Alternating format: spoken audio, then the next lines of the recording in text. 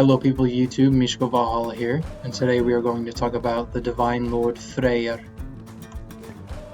Freyr, as many of you know, is the twin brother of the goddess Freya, who are both the children of the god Njord, who is the Vanir Allfather and the king of the shores and the god of seafarers and, of course, sea lords.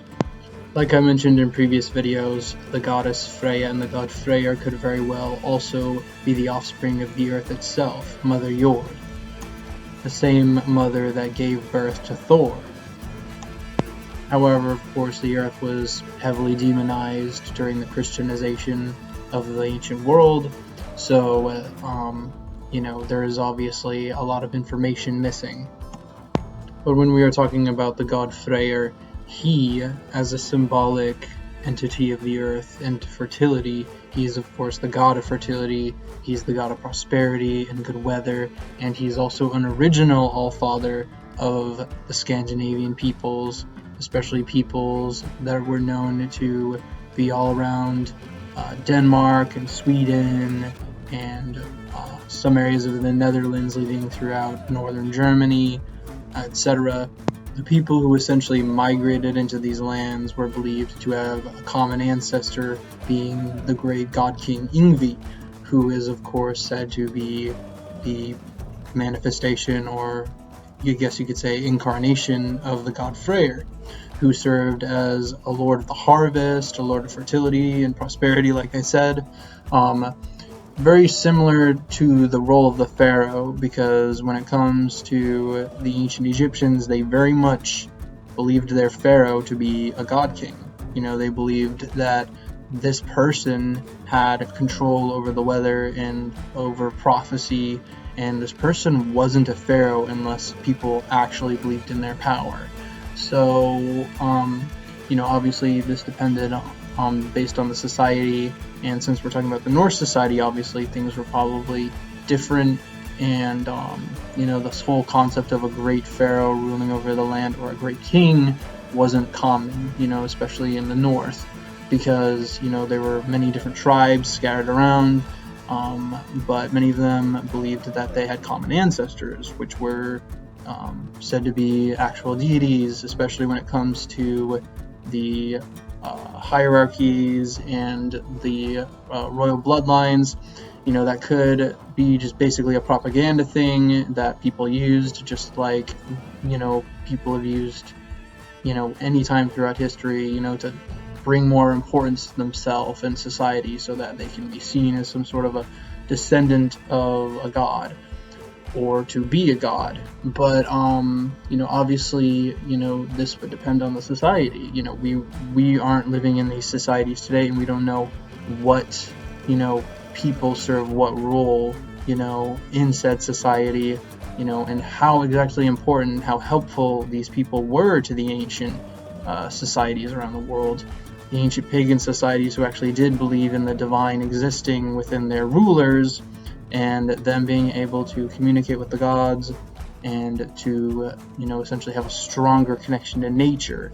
But obviously that depended on the group and who exactly the leader was, so that's all that can be said about that. But when we're talking about Freyr, it is believed that his body is buried in Sweden in one of the burial mounds. It could be one of the burial mounds near Uppsala, where the great temple was built, which once actually was mainly a temple for Freyr and Freya, or the Vanir.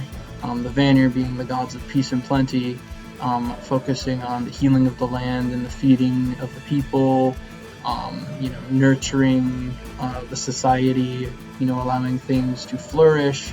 That's what the Vanir represent. But Freyr, he of course, originally was worshipped as a warrior god too, and I will mention he is also Lord of the Light Elves, which are in Alfheim, which is one of the 9 realms. But, and that of course ties more into how important Freyr is and was to the ancient Scandinavian peoples, because before the cult of Odin made its way into Scandinavia from mainland Germania, The main gods consisted of gods like Freyr and Freya, as well as Uller and perhaps Skadi.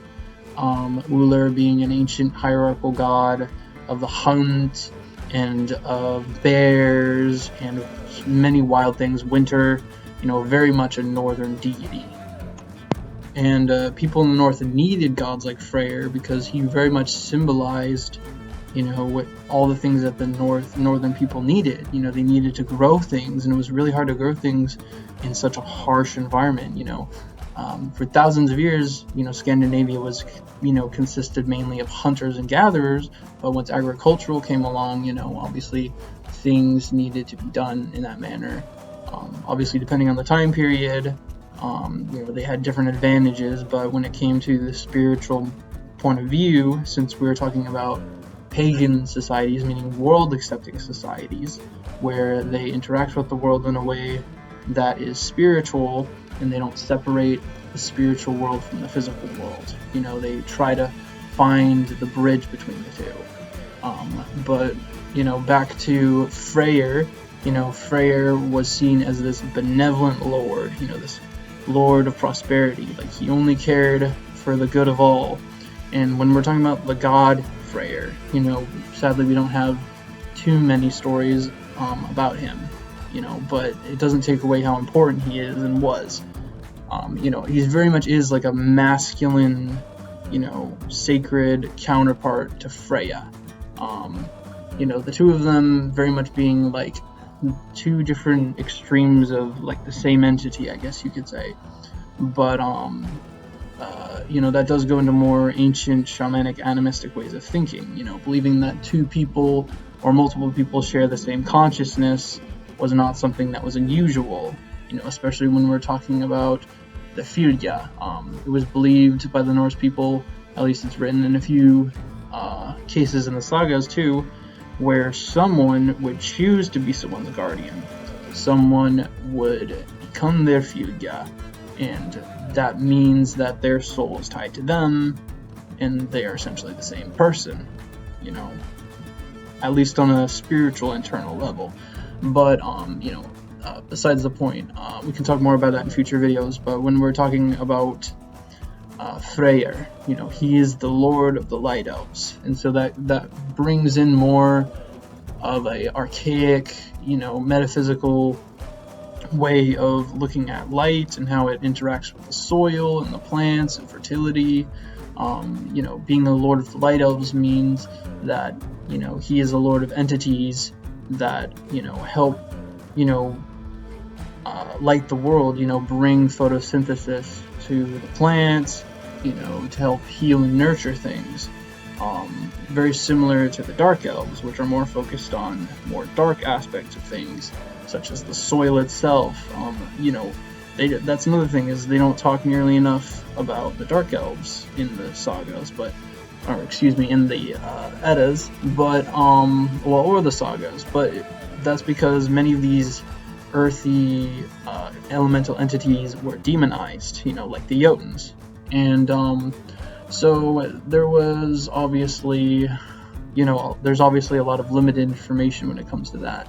But Freyr, and Freya, they are essentially a bridge between the Aesir and the Jotuns. The Aesir symbolizing, fundamental forms of order, while the Jotuns symbolize untamable forces of nature, like primal things, like things that just were always there and you can't control them. While the Vanir are in the center point, like a buffer zone.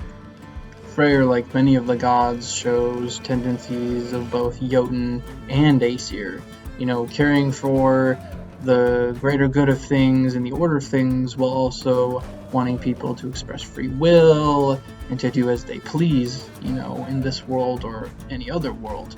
But that's another thing. Freyr is very much a sexual deity, and that ties into his fertility of the land. So Freyr was often depicted with an erected phallus, like here, I'll show you a picture here.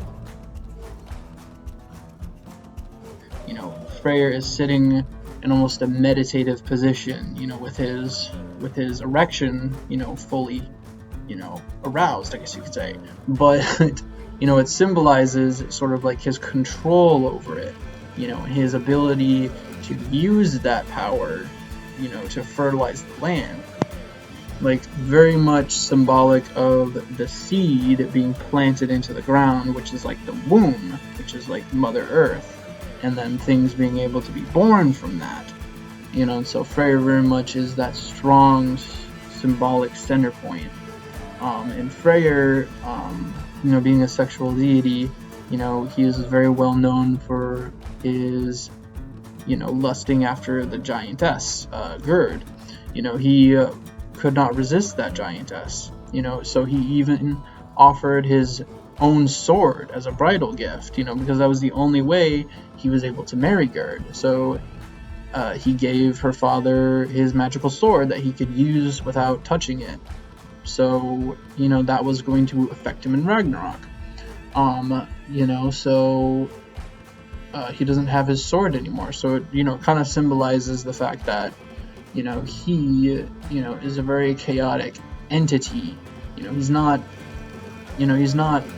like the Aesir. He's not focused on, things being pushed in a particular direction. He's more focused on things being okay for everyone, and that's why Freyr was very much venerated as the Lord of Prosperity, because, he is there to keep order. He is there to bring peace and for there to be abundance in the society.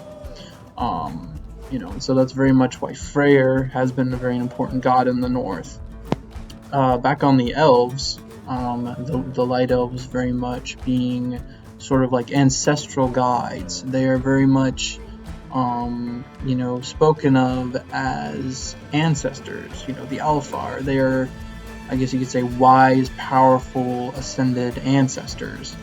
Same with the dark elves, obviously depending on which destination they go in death. But when it comes to the elves as a whole, they are known to be, these, spirits that maintain balance, that help nature, just like the rest of the gods. Many of the gods, of course, representing natural forces, like forces that are just there, like Odin being ecstasy, being inspiration, pure inspiration, since his name Odin literally translates to ecstasy or of ecstasy. But the elves, being connected to the cult of Freyr, they were very much connected to the burial mounds and the watching over of the living.